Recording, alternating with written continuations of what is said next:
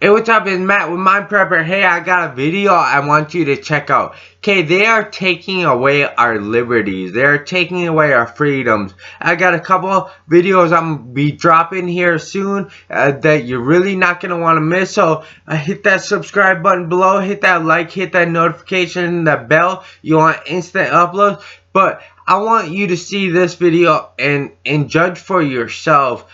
And really think about it. But listen to what this person has to say. Here we go. Let's check this out quick. I don't have a mask. I have not tried to buy a mask. I have not went to look for a mask. I have been outside. I have been running. I am not one of those people that you see dressed up in Muslim medical garb now that is covering every ounce of their faces. I have just been completely myself, and I don't have a mask, so I can't be required to put on something that I don't own. And so my husband and I realized that people were looking at us, but we're like, okay, you're allowed to be scared and wear a mask, but I don't think it's a requirement for every single person to freak out about wearing a mask. And the police officer comes up to us about 5 minutes into us being inside, and she's super frustrated, and she had masks, and she was like, you need to put on these masks. You know, you're lucky we don't take you out of here. And I'm like, what are we even talking about anymore?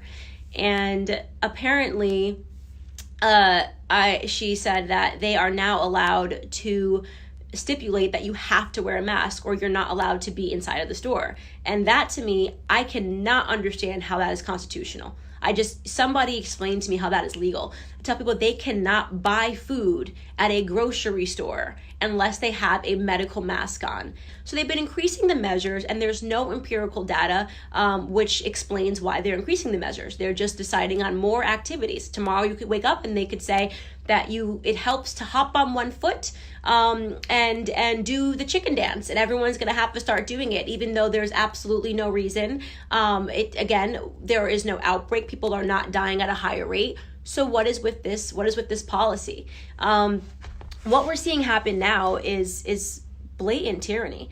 It is a quarantine when sick people are made to stay home. It is not a quarantine when healthy people are made to stay home. That is called tyranny. We are not being allowed our right to provide for our families. We are not being allowed our freedoms to go and to provide for our families. If we want to walk into a grocery store, we are being told what we have to wear.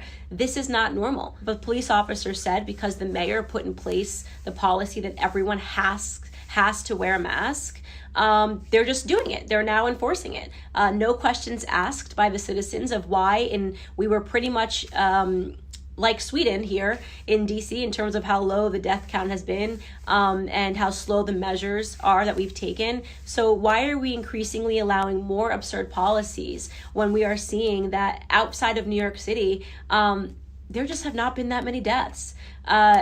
You take out New York City, why doesn't Trump, if we're talking about a solution, why don't we say keep New York City locked down and let the rest of us get back to work?